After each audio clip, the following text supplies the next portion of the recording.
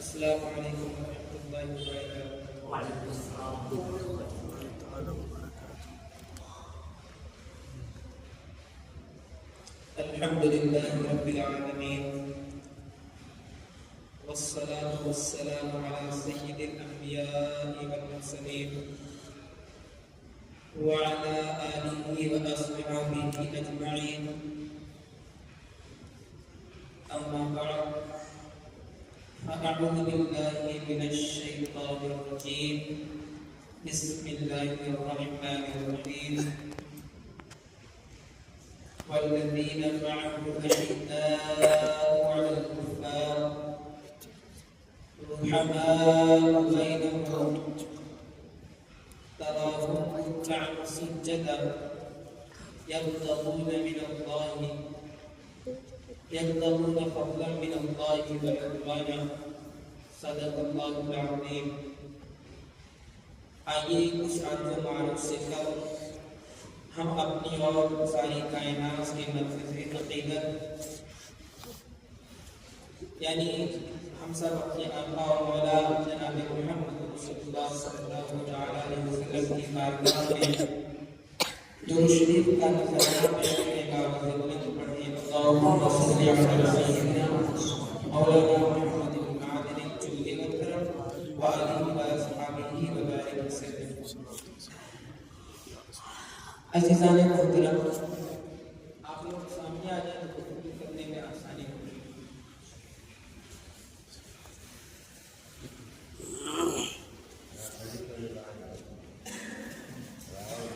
بعد نماز عشاء محفل یوم صدیق اکبر کا تلاوت کلام اللہ سے آغاز ہوا اور نہایت بہترین کلام اور عشاقان نبی کے کلام ہم لوگوں نے سنا۔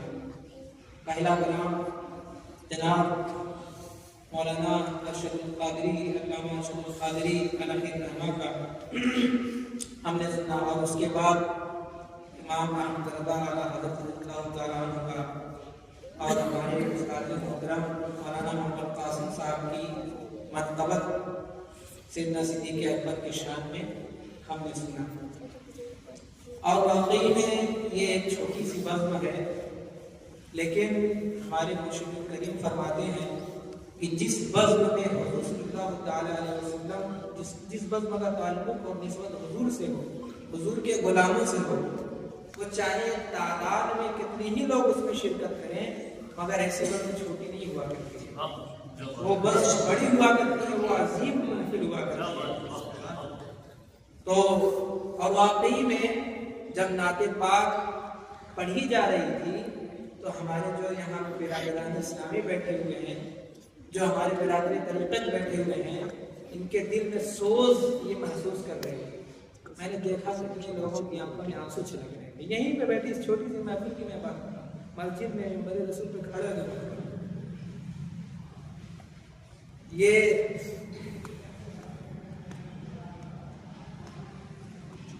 حضور شیخ العالم کا کرم ہے کہ ہم لوگ ہم گنہگاروں کو نعت پاک سننے کا سلیقہ دے دیا اور ہمارے دلوں میں اس کی سوزش اور تپش محسوس ہو رہی ہے کہ واقعی میں کیا روحانیت ہوتی ہے، کیا نعت ہوتی ہے، کیا کلام اللہ کی تلاوت ہوتی ہے۔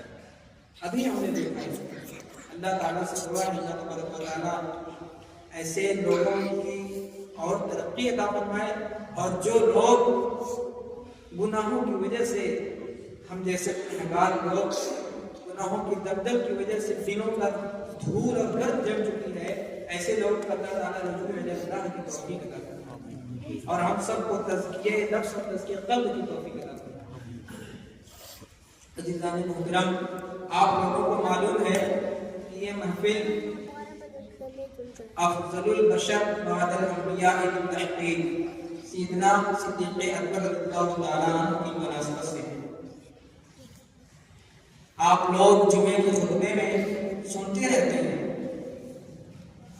افضل البشر بعد الانبیاء بالتحقیق، یعنی انبیاء کرام علیہ السلام کے بعد جو سب سے افضل ذات ہے، جو سب سے افضل شخصیت ہے، وہ حضرت سیدنا صدیق اکبر رضی اللہ تعالیٰ عنہ ہے۔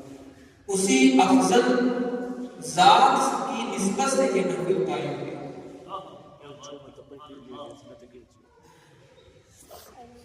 میں نے قرآن پاک کی ایک آیت کریمہ سورہ فتح کی اس کا ایک ٹکڑا تلاوت فرمایا۔ اس آیت کے تعلق سے گفتگو کرنے سے پہلے کچھ تمہیدات عرض کرنا چاہتا ہوں۔ یہ آیت کریمہ جو میں نے پڑھی ہے وہ اللہ تبارک و تعالیٰ نے صحابہ کرام کے وصف میں بیان کیا ہے، صحابہ کرام کے اوصاف کا اس میں ذکر کیا ہے۔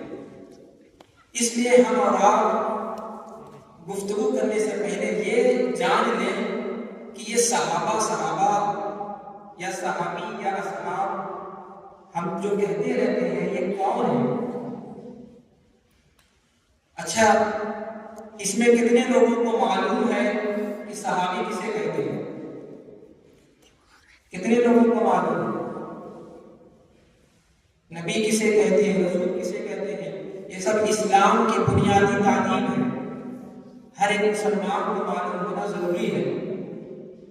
صحابی اس شخص کو کہا جاتا ہے جس نے ایمان کی حالت میں حضور صلی اللہ تعالی علیہ وسلم کا دیدار کیا یا ملاقات کی اور پھر ایمان ہی کے ساتھ دنیا سے وہ رخصت ہو گیا، ایسے شخص کو صحابی کہا جاتا ہے۔ اگر کوئی شخص ایمان لائے، حضور کو دیکھ لیا یا ملاقات کر لیا، تو چاہے کوئی عبادت نہ کیا اور اس کا فوراً انتقال ہو گیا، پھر وہ ایسا شخص ہو گیا، اس مرتبے کو وہ پا گیا کہ پوری دنیا میں کوئی کتنی بھی عبادت کر لے، اس صحابی کے قدموں کے ذرے کے نیچے جو دھول ہے وہاں تک وہ نہیں پہنچ سکتا ہے۔ صرف یہ حضور صلی اللہ تعالیٰ علیہ وسلم کی صحبت کا اثر ہوتا ہے۔ ایک بار آپ حضرات کو شریف پڑھ لیجیے، اللہم صلی علی سیدنا مولانا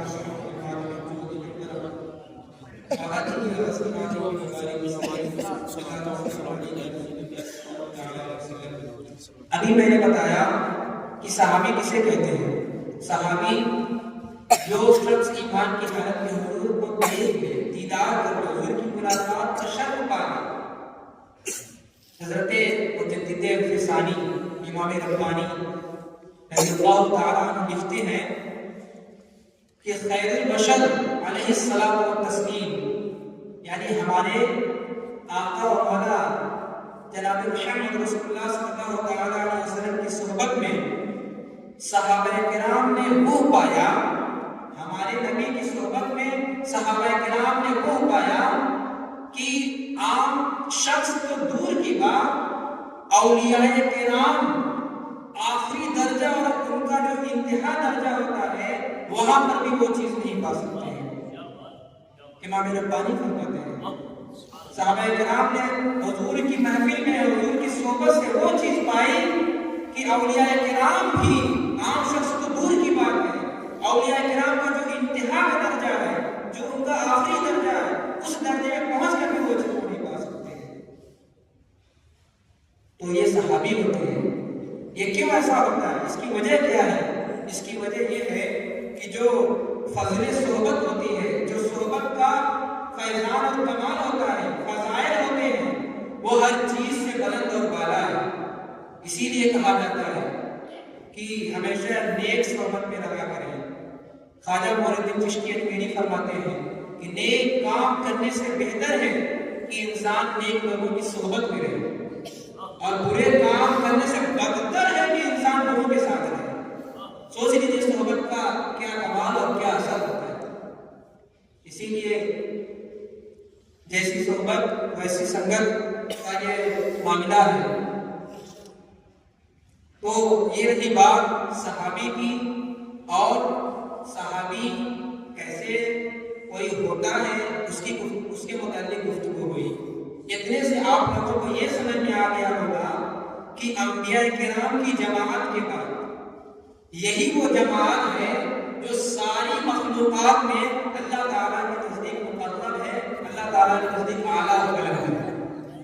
یہی جماعت صحابہ کرام کی جماعت۔ اب ہم یہ بھی مطلب جو شخص جتنا اعلیٰ ہوتا ہے اس کی عبادت بھی اتنی اعلیٰ ہوتی ہے۔ حدیث پاک میں آتا ہے کہ کوئی صحابی، چاہے کوئی صحابی ہو، اگر ایک مد 1 کلو کے برابر ہوتا ہے تقریباً، اللہ کی راہ میں وہ خرچ کر دے، اور کوئی غیر صحابی، اس کے علاوہ کوئی دوسرا شخص پہاڑ برابر سونا بھی اللہ کی راہ میں خرچ کر دے، پھر بھی اس ایک مٹھی جو کے برابر وہ نہیں کر سکتا، برابری نہیں کر سکتا۔ صحابہ کرام کا وہ مرتبہ ہوتا ہے۔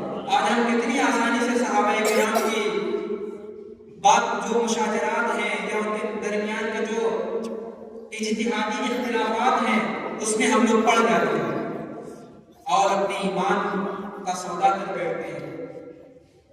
مسلمانوں، صحابہ کرام کی بارگاہوں میں کبھی بھی زبان درازی نہ کیا کرو۔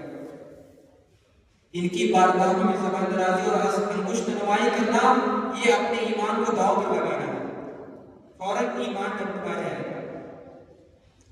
اب ہم یہ بات کریں گے کہ صحابہ کرام کی جماعت جو ہے انبیاء کرام کی جماعت کے بعد سب سے اعلیٰ ہے، لیکن ان جماعت میں کچھ ایسے لوگ ہیں کہ جو تمام جماعت پر، تمام لوگوں پر فائق اور اعلیٰ ہے۔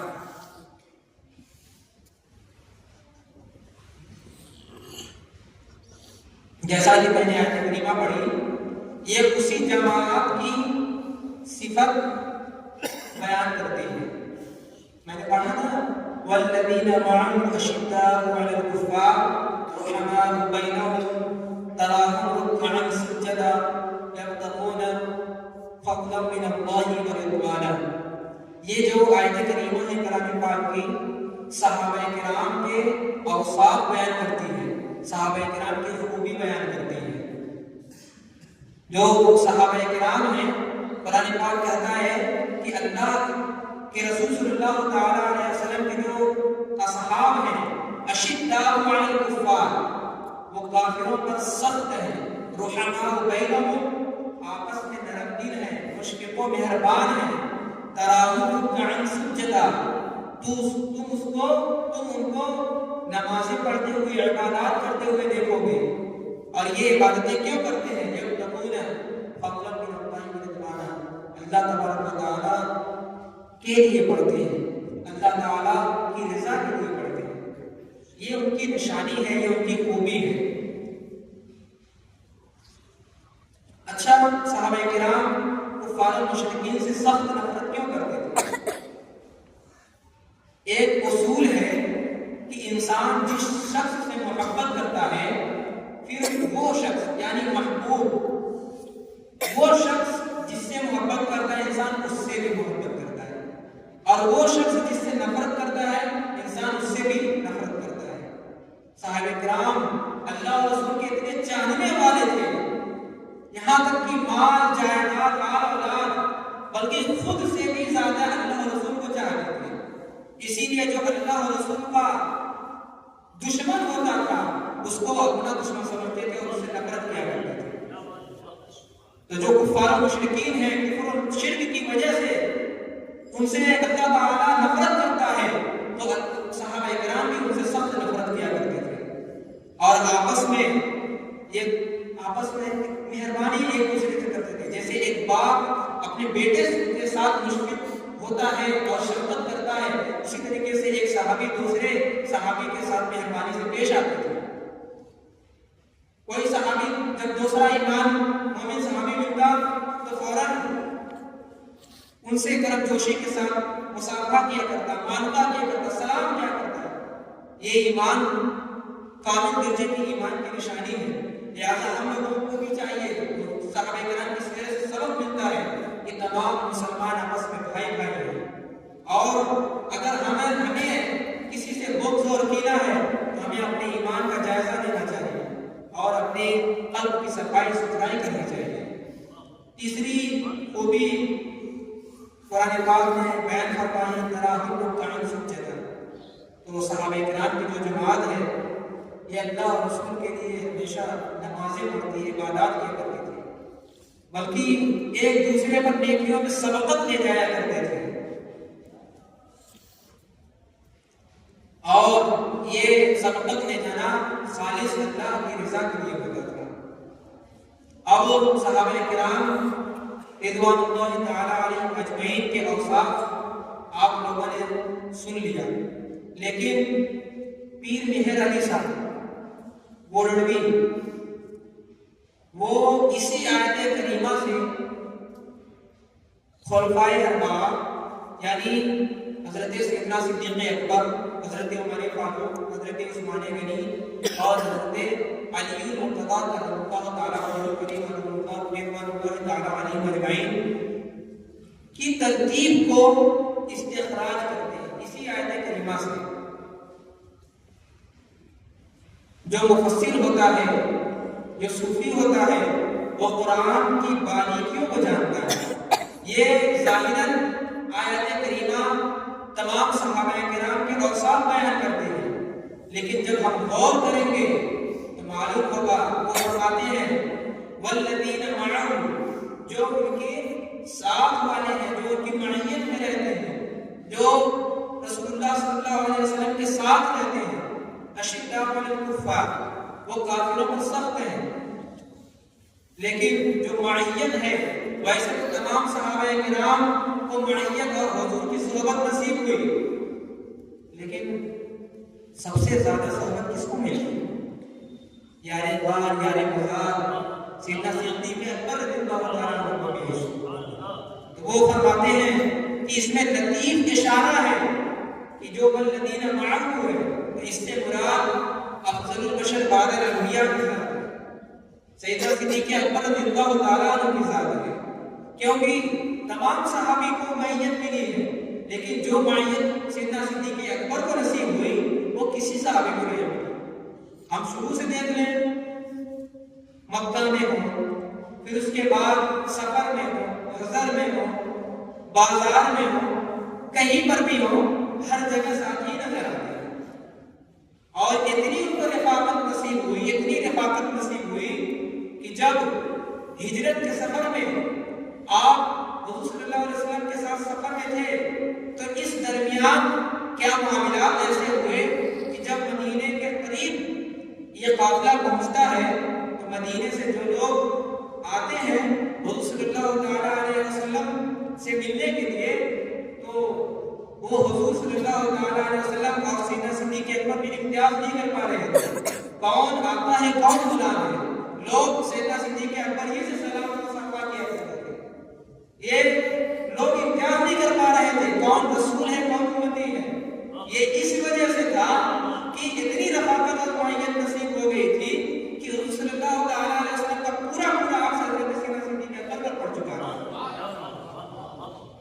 اور اسی رنگ پہ رنگ کے اتنے رنگ دے چکے تھے کہ لوگ پہچان ہی نہیں پا رہے تھے کہ حضرت ابوبکر صدیق کون ہے اور رسول اللہ صلی اللہ تعالیٰ علیہ وسلم کون ہے۔ پھر سیدنا صدیق اکبر نے ایک نشانی کے لیے چادر تانی یا ایک روایت میں کہ پگڑی کو اونچا کر دیا حضور صلی اللہ تعالیٰ علیہ وسلم کے سر کے اوپر کہ لوگ پہچان ہیں، بلکہ صرف ہجرت ہی میں نہیں ساتھ ہے، آج مزار میں بھی ان کے ساتھ ہے، اور انشاءاللہ تک قیامت کے دن جنت میں بھی ان کے ساتھ رہیں گے اور ان کی معیت ہی میں رہیں گے۔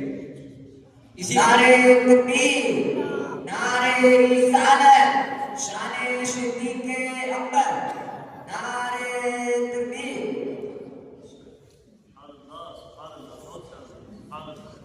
درود شریف پڑھ لیجیے، اللہم صلی علی محمد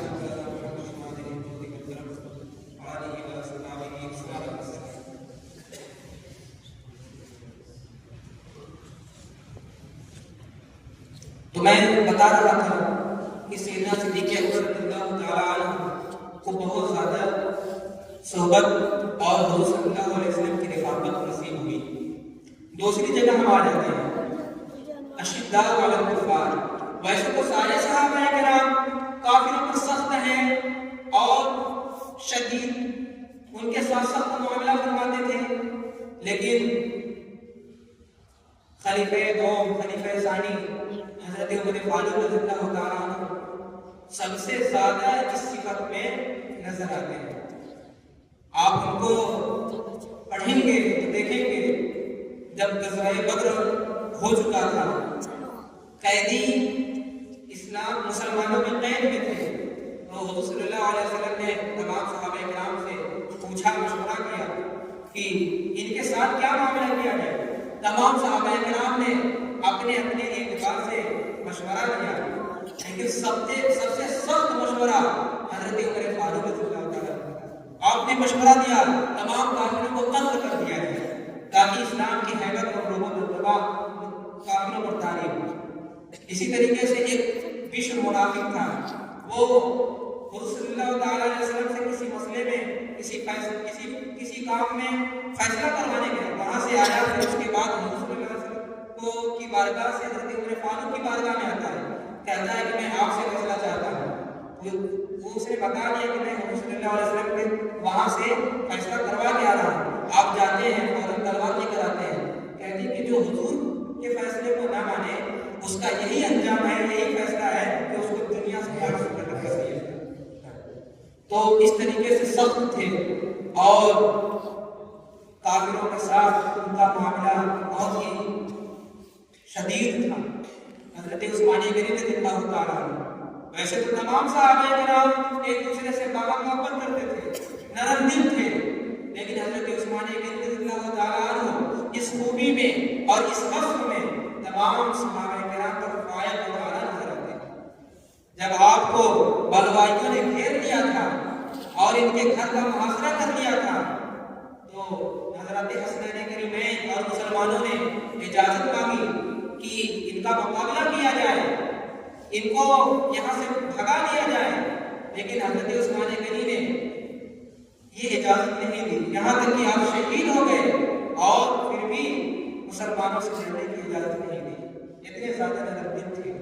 حضرت علی رضی اللہ تعالیٰ عنہ تراحم رکعاً سجدا، یہ ویسے تو تمام صحابہ کرام عبادت کیا کرتے ہیں، نماز پڑھتے ہیں، لیکن حضرت علی رضی اللہ تعالیٰ عنہ حدیث پاک میں آتا ہے کہ جب نماز کا وقت ہو جاتا ہے تو آپ کے چہرے پیلے پڑ جاتے تھے، کانپنے لگتے تھے، آپ کے اوپر کپکپاہٹ تاری ہو جاتی تھی۔ تو صحابہ کرام پوچھتے کہ اے المرتضی رضی اللہ تعالیٰ عنہ ایسا کیوں ہو گیا ہے؟ تو آپ فرماتے کہ اس امانت کو اللہ کی بارگاہ میں سونپنے کا وقت آ گیا ہے جس امانت کو آسمان و زمین اور پہاڑ نے اٹھانے سے انکار کر دیا۔ تو اس درجے اللہ تعالیٰ سے ڈرتے تھے اور اس درجے کی عبادت کیا کرتے تھے۔ یہ وہ جماعت ہے۔ تو معلوم ہوا کہ ترتیب خلافت قرآن ہی سے ثابت ہے۔ جب والذین معہ حضرت ابوبکر صدیق، اشداء علی الکفار حضرت عمر فاروق اور رحماء بینہم حضرت عثمان غنی، تراہم رکعاً سجدا یبتغون فضلا من اللہ ورضوانا حضرت علی مرتضی کرم اللہ تعالی وجہہ الکریم۔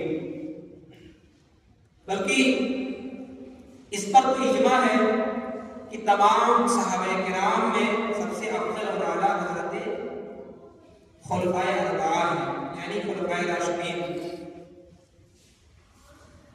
امام اہل سنت مجدد دین و ملت امام احمد رضا خان بریلوی فتاوی رضویہ میں بیان فرماتے ہیں کہ اہل سنت والجماعت کا اس پر اجماع ہے کہ مرسلین ملائکہ جو رسول ملائکہ ہیں، فرشتے ہیں، اور انبیاء اور رسول کے بعد سب سے افضل اور اعلیٰ مرتبہ اللہ تعالیٰ کے نزدیک خلفائے اربعہ کا ہے۔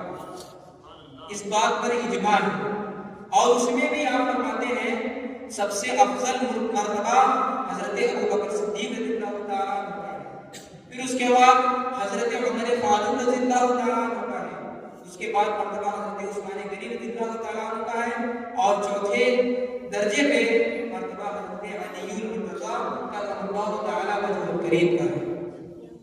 اور امام ربانی مجدد الرسانی مکتوبات مرسلی میں بھی فرماتے ہیں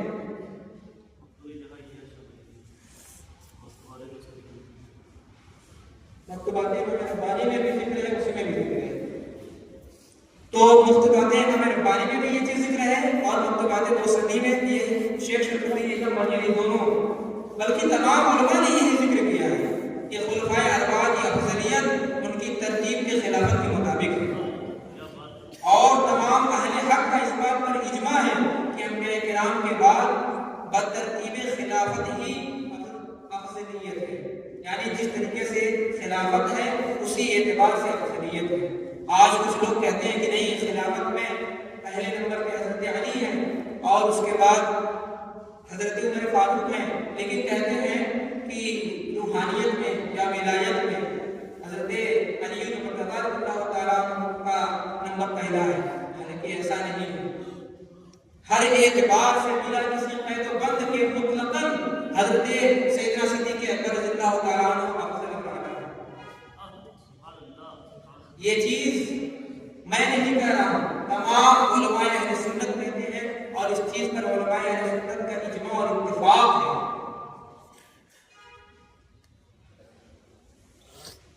تو شریف پڑھیے اللہم صلی علی سیدنا محمد وآلہ وصحبہ وبارک وسلم.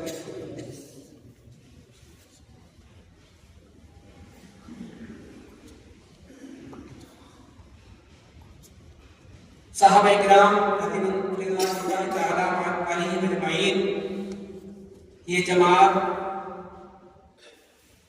عظیم جماعت ہے، اور ہم اگر حدیث پاک پڑھیں، سیرت صحابہ پڑھیں گے تو معلوم ہوگا کہ جو ایمان ہم تک آج پہنچ چکا ہے اس کو پہنچانے میں کتنی محنتیں اور مشقتیں صحابہ کرام نے جھیلی ہیں.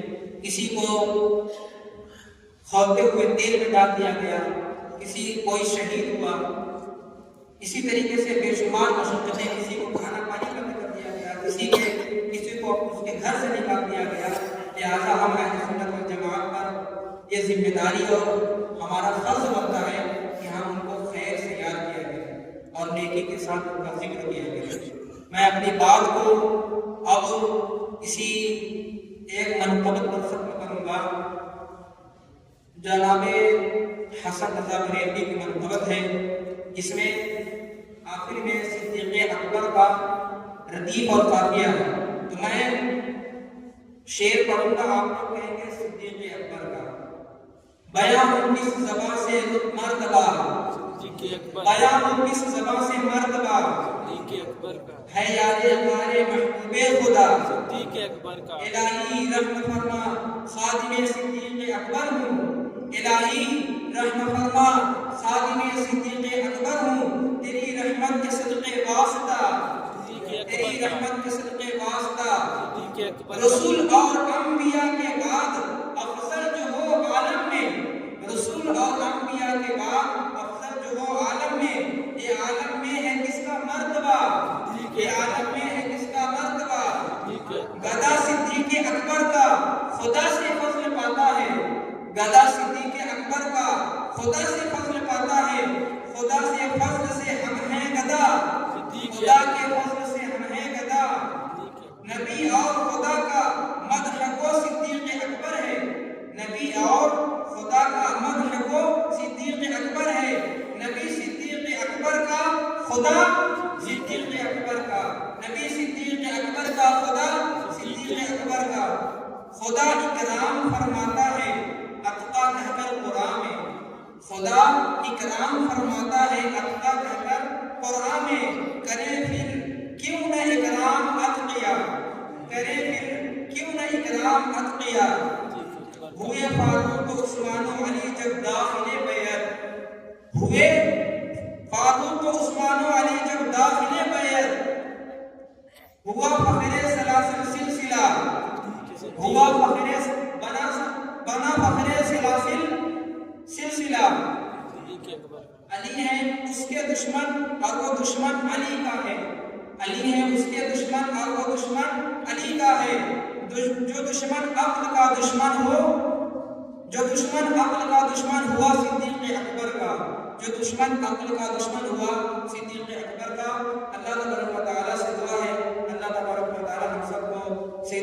صدیق اکبر رضی اللہ تعالیٰ عنہ کے فیضانوں کمالات سے ہم سب کو مالا مال فرمائے اور ہم سب کو صحابہ کرام اور اہل بیت کرام سے بے پناہ محبت عطا فرمائے۔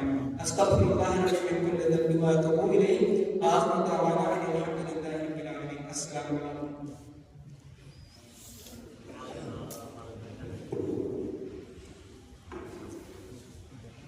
منظر بیان کیا ہو نبی کے دیار کا، منظر بیان کیا ہو نبی کے دیار کا، رہتا ہے ہر گھڑی وہاں موسم بہار کا، رہتا ہے ہر گھڑی وہاں موسم بہار کا، اور ابو بکر ہو عمر ہو عثمان یا علی، ابو بکر ہو عمر ہو عثمان یا علی، ملتا نہیں جواب نہیں چار